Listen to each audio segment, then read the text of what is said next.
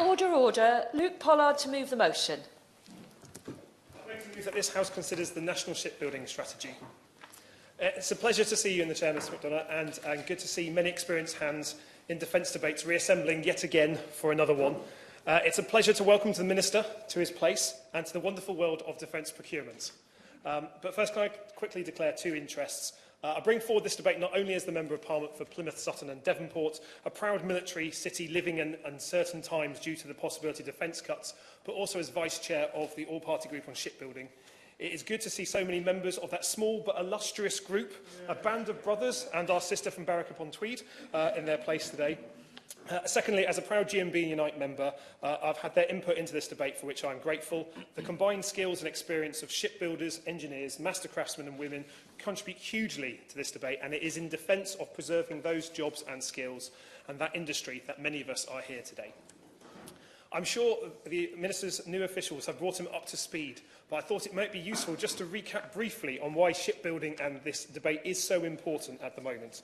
But firstly, every member in this chamber from both sides of the House wish him and the new Defence Secretary well with their battle with the Treasury to secure more funding. The UK spends too little on defence, and that has consequences for what the MOD can spend on shipbuilding, ship repair, ship procurement, capabilities and weapon systems. The Defence Select Committee's excellent report, Shifting the Goalposts, shows that the last Labour government spent on average 2.5% on defence, not falling below 2.3%. Many members in this place from both sides would like to see a return to that level of spending. With defence inflation running at a greater level than CPI, the extra bit the Treasury affords defence is being eaten away as real terms value of defence procurement is put under more pressure. I think I speak for most members in this place when we say we strongly oppose, on a cross-party basis, cuts to our amphibious ships based in the constituency that I represent in Devonport, and plans to merge the Royal Marines, and that should be taken as a given in this debate. But it's against this backdrop, the military context is important as well, and that is that we live in very uncertain times. Russia is expanding her horizons, has invaded European countries, and has largely gotten away with it. China has ambitions across the Pacific, and the Royal Navy's ability to command the waves is severely constrained by a shortage in manpower, a prioritised recruitment system that isn't delivering, and ships tied up alongside due to faults, personnel shortages, and a lack of resources. With a focus on the carriers and Casti, the rest of the Royal Navy is suffering, and my argument is that this House will not stand for it. The National Shipbuilding Strategy was much delayed, but it was a good start at least. It accepted in full Sir John Parker's recommendations, so I'm not sure why it took so long to be produced. Defence aerospace is perhaps not as fortunate as shipbuilding, because at least we have a strategy to go with. Britain is good at shipbuilding, and many of the warships on sea trials, in dock being built and those being planned are testament to our naval heritage and the up-to-date skills of a superb workforce right across the UK. I hope this debate today will illustrate to the new Minister and his officials not that this plan is wrong per se, but that with scrutiny we can make it more robust, more valuable to industry and to our armed forces. Principally, there are two areas I want to highlight in asking for revisions to this document. One in the procurement of the Royal Fleet Auxiliaries vessels, especially the new solid fleet support ships, and secondly to the configuration, capabilities, roles and realities of the proposed Type 31E frigate. Firstly, the new RFA solid fleet support ships. The proposed 3-ship orders, coming in at 40,000 tonnes apiece, would match the 120,000 tonnes construction contract for the new carriers, so ably delivered by British workers across the UK and assembled in Scotland. I personally favour a restricted tender for these ships, as they will be carrying arms, munitions and supplies, so only UK shipyards could build them. But I concede the international competition is the most likely that the Minister will choose for these ships. In such circumstances, the UK must not only be encouraged to submit a bid and not actively discouraged by the MOD, we must ensure that the terms of that procurement do what the procurement for the Mars tankers did not truly do, and value the social, employment and economic impact of this work for shipbuilding and supply chain communities right across the country. I'll give way. I'm sure he's aware that shipbuilding industries throughout the world are very heavily subsidised in one way or another by their government, which doesn't happen in this country. Do you think we can get a better, more level playing field if the government addressed their mind to this? thank one more friend for that intervention, and I agree with him. And in fact, actually, it was one more friend for Glasgow North East that raised concerns about state aid from the South Korean government that was part potentially of the consideration of the value of the Mars tanker contract going to South Korea in the first place. That £452 million contract was subsidised potentially by the South Korean government, building skills and employment in Daewoo shipyards in that country. Excluding a little bit of final outfitting in the UK, those jobs have been outsourced and offshored. Contracts to build ships for the Royal Navy and Royal Fleet Auxiliary should be onshored, homegrown, British designed, British made, using British steel and British technologies, preserving Britain's sovereign defence capabilities to design, build and equip complex and important ships for our own use and for export. The MOD could give their friends in the Treasury the good news that between 34 and 36% of the contract value would be flowing back into their coffers in tax and national insurance. Bad news potentially for Kim Dong-young, the South Korean finance minister, but good news for the Chancellor, who I'm sure will be following this debate closely with avid interest. He is, after all, a big fan of the armed forces. UK shipyards building elements of these ships could also help fill the gaps in the order books right across UK shipyards and contribute to what I believe should sit alongside the shipbuilding strategy, which is a clear running order of contracts for the next 30 years for the Royal Navy and the RFA, a pipeline of work, a reason to invest in world-class design and production facilities, not just on the Clyde, but in reanimating yards like Appledore in North Devon, Harland and Wolff, Camel Laird and others beside. Ipsos Mori research, commissioned by Bayes, found that 100 shipyard jobs leads to an additional 32 jobs in the manufacturing area within a 60-kilometre area. So there is also a multiplier effect for that investment going to UK shipbuilding. That brings me... Give way on that point. Give way to my friend. Thank you for giving way. I would accept there is also at the other end of the scale, in the commercial end, very profitable yards. I've got two in Stroud, funny it may seem, both at Sharpness and Seoul. And it's important we understand that the whole of the shipbuilding industry needs support, but also needs to recognise that it's a very integrated industry. Would you agree with that? I would. I thank the Honourable Gentleman for that intervention, and I do agree with him. The great strength of this debate around this, our shipbuilding strategy is that we can praise the contribution not only of those yards that you might see on the 10 o'clock news, the ones with the very large cranes and the very large warships, but also all the supply chain, to the smallest yards and to all those businesses that supply the kit to go on the ships. And that really makes the UK a formidable power when it comes to shipbuilding, which I'm glad that the shipbuilding strategy hints at, but perhaps could go a little bit further in celebrating. And that brings me to my second point. And recognising that there's lots of honourable members that want to get in, I'll be brief. In my maiden speech in the Commons in June 2017, I called for more and more capable frigates. The Type 31E is not exactly what I had in mind. I'm concerned that the shipbuilding strategy embeds the reduction of truly world-class frigates from 13 to 8. The Type 26 is a fine global combat ship. Other than missing one of the City class being named after Plymouth, a campaign started by my Conservative predecessor and continued proudly by myself, it's a good ship and a good programme, and that will serve UK interests well. But, Chair, there are too few of them, or to be precise, 5 too few of them.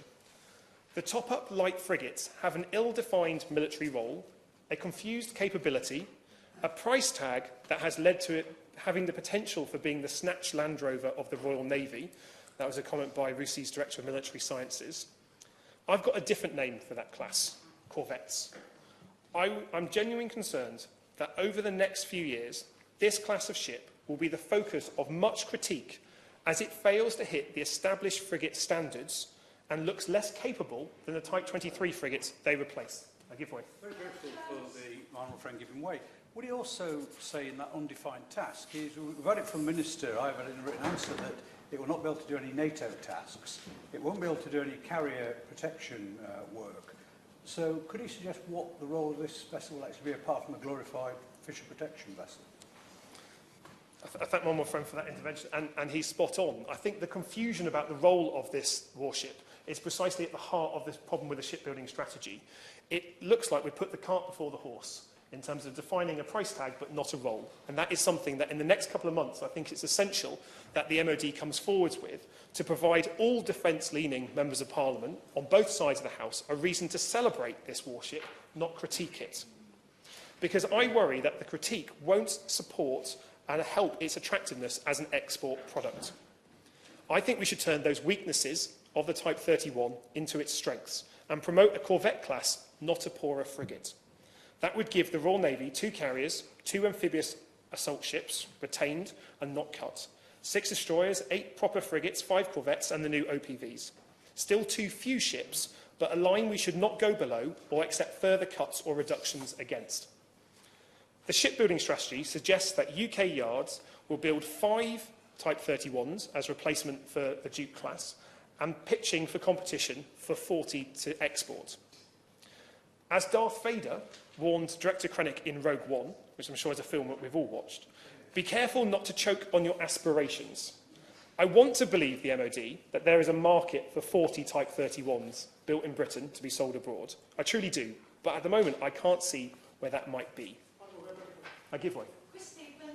Thank my honourable friend for giving way. Given we don't know the capability, and given the comments made by the honourable member for North Durham, who would buy the? Is there not a question as who would we export these Type 31 frigates to? And does he agree with, to quote his hero Darth Vader again, that the views of many in the shipbuilding industry is that we want these ships, not excuses? I thank my honourable friend for that. As someone named Luke, I'm not sure Darth Vader is quite my hero, but the point he makes is a good one. There are 14 other ship manufacturers globally providing a light frigate option between 2,000 and 4,000 tonnes. That's an awful lot of competition when the customers are ill-defined.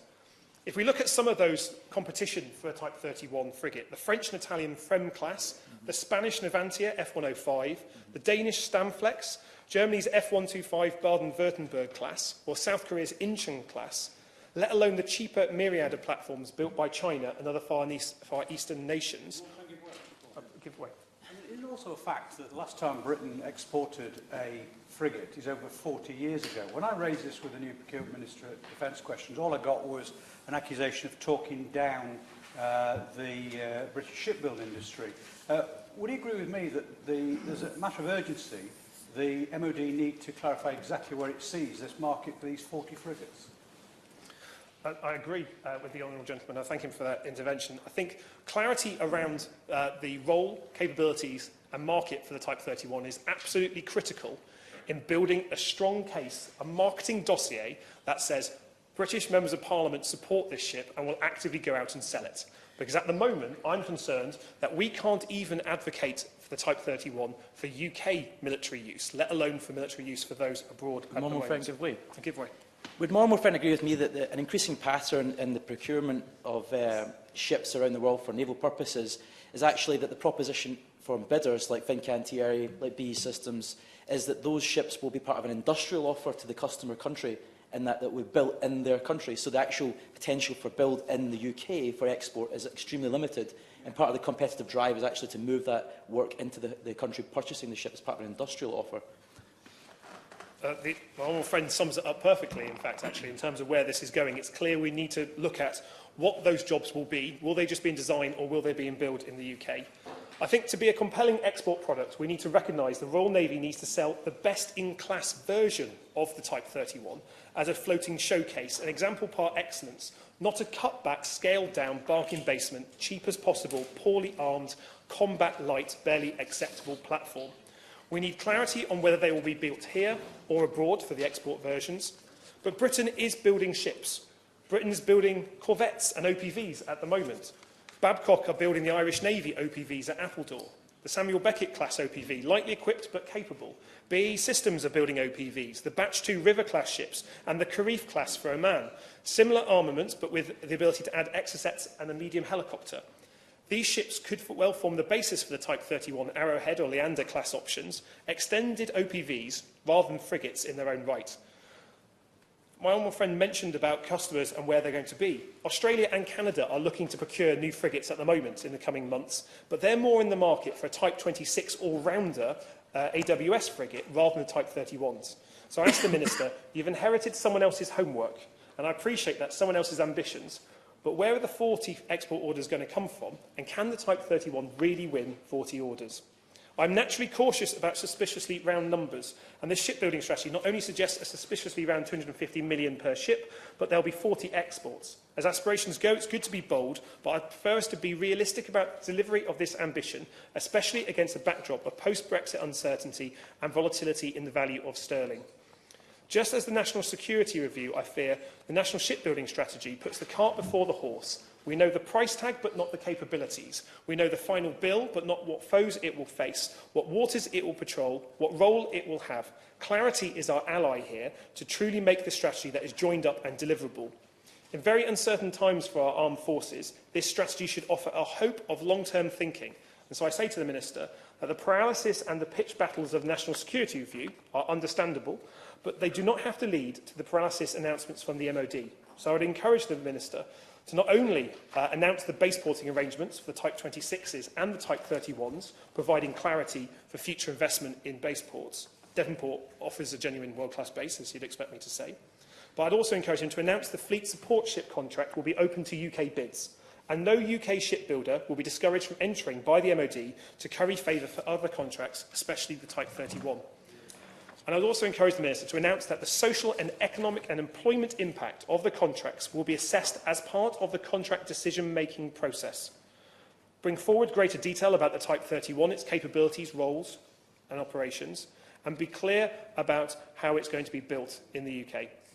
There is a huge opportunity to be ambitious here, an opportunity to build and sustain a revitalised shipbuilding industry, providing good, well-paid and high-skilled employment across the country, backing British supply chain jobs, creating apprenticeships and, importantly, providing the Royal Navy and the Royal Fleet Auxiliary with the ships they need for Britain's sea power to rule the waves once again.